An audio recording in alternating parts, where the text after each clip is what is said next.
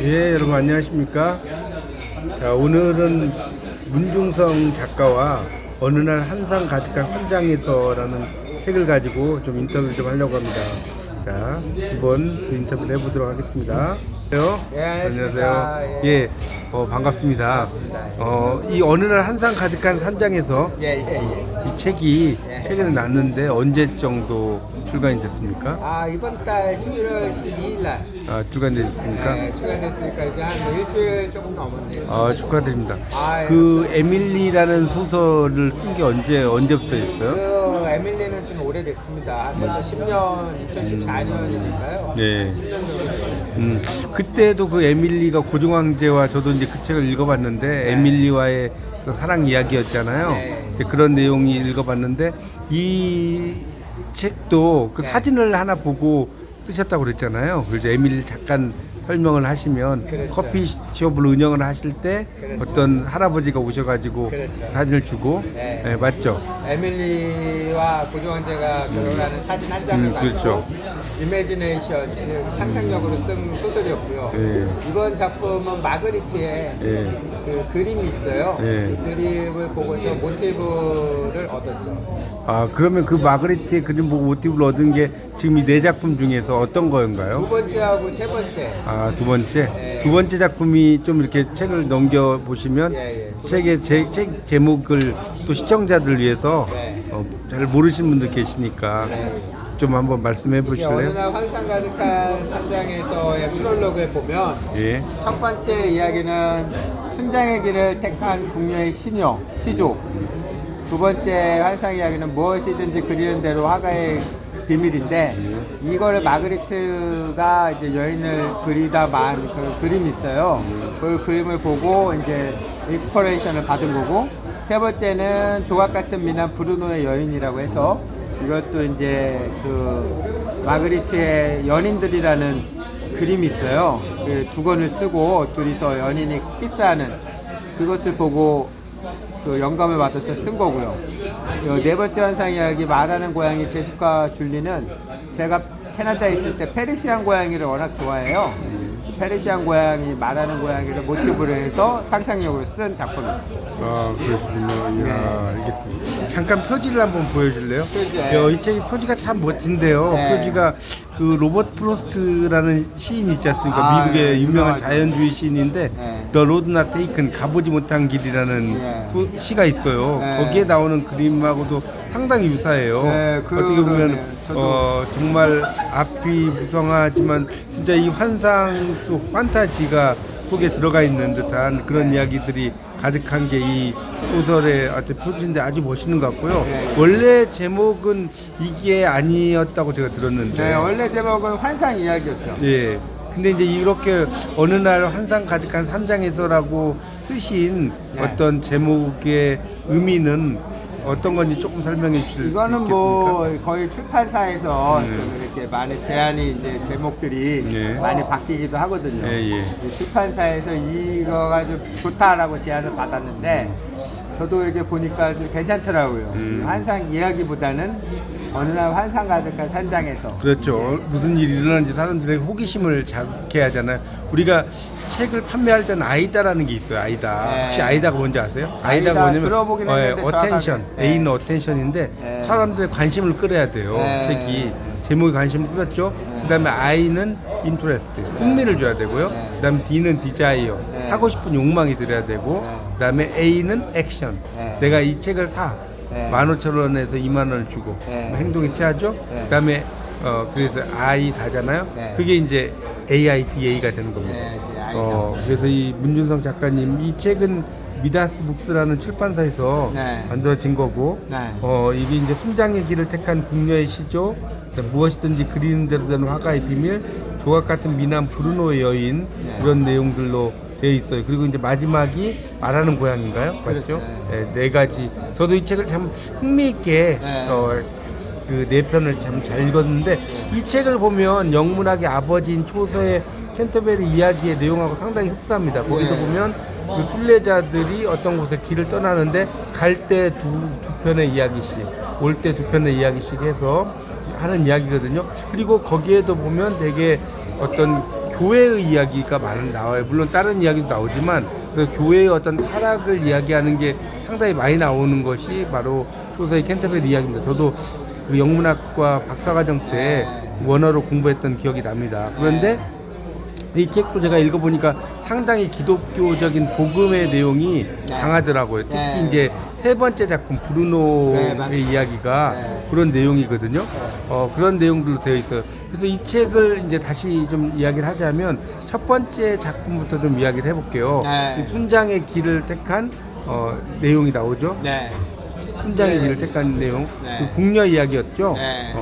여기에도 보면 이제 작가님한테 좀 여쭤보고 싶은 게 이 주인공에 대해서 이제 애펠레이션이 많은데 왕이 아마 무려왕이었죠. 무려왕하고 그다음에 화손의 이야기였던 것 같아요. 그렇죠. 이 이제 우리가 애펠레이션이라는 게 이름 붙이기라고 하거든요. 어떻게 예를 들어서 복녀다. 김동인의 감자에 나온 복녀는 복도 지질도 없는데 복녀예요. 약간 반대적으로 해석이 됐죠. 이 무려왕이나 화손이나 여러 가지 이름들이 나와요. 또 특히 이제 뒤에 보면 그 그리는 대로 되는 그림 이야기에 보면 여러 가지 뭐 한나도 나오고 그렇죠. 동양 이런 어떤 이름을 붙일 때의 본인의 어떤 그 생각 철학이 좀 있으신지 이름 붙이기에 대해서 사람들이 독자 입장에서 봤을 때는 뭐 그런 이름 붙이기에 대해서 뭐 특별한 이름 그 의미를 부여한다라고 생각하실 수는 있는데 뭐 꼭 그렇지는 않고요. 작가 입장에서.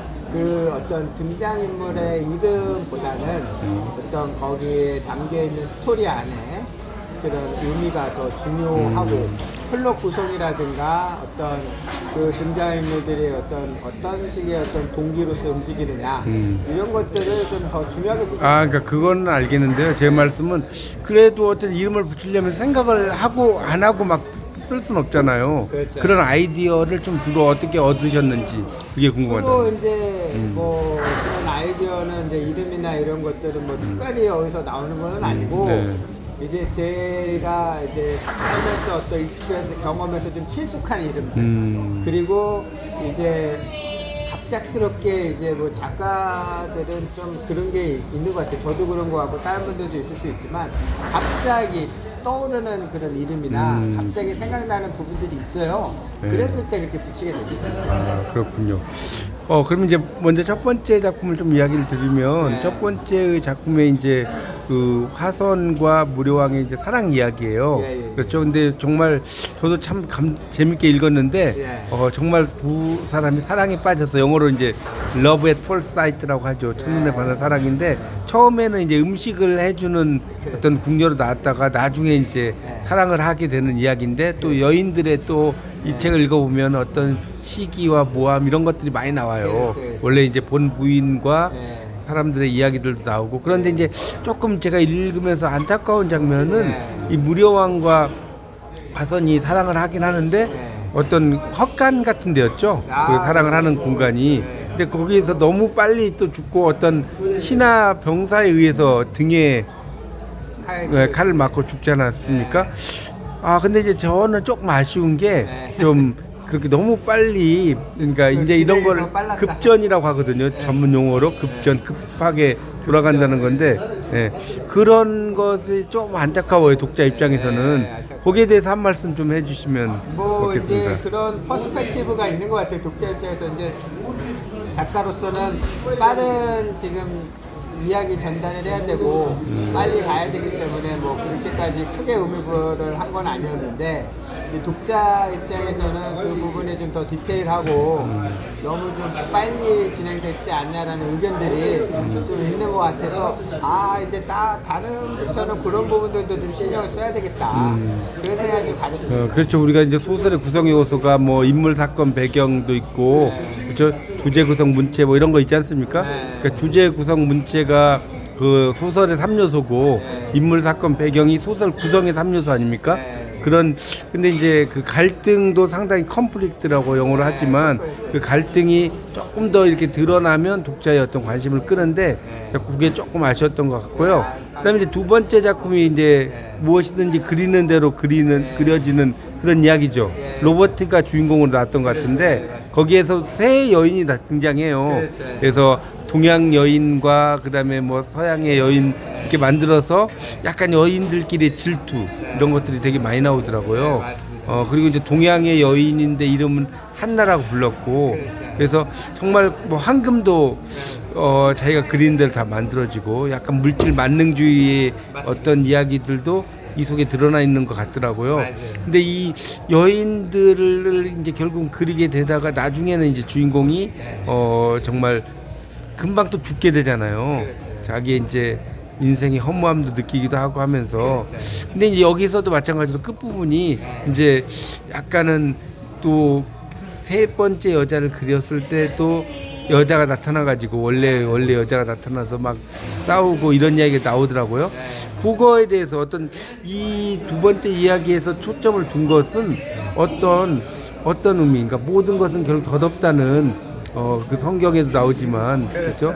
헛되도다라고 하는 그 전도서에 나오는 이야기죠. 솔로몬의 얘기일 수도 예, 있죠. 그런 내용이 아니었나 생각도 드는데 네. 거기에서 한 말씀 좀 부탁드려요. 물론 이제 전도서에 나오는 기독교적 월드뷰를 많이 담으려고 했기 때문에 기독교적인 퍼스펙티브로 봤을 때는 뭐 솔로몬의 그런 전도서의 헛되고다 같이 모든 물질과 여자와 이런 것들도 그림자 같다. 이 세상 사는 동안 천국에 가기까지 천국에 가기 전까지 이 천국의 예고편이 우리가 여기서 이 세상에서 사는 건데 그런 의미로 볼 수도 있지만 두 번째의 그 로버트의 그 그리는 대로 그리는 화가에서는 성경적인 거로 연결을 할 수도 있지만 이제 어떤 인간의 어떤 욕망 그리고 인간의 그 욕망으로 인해서 어쨌든 인간이 죄가 있잖아요.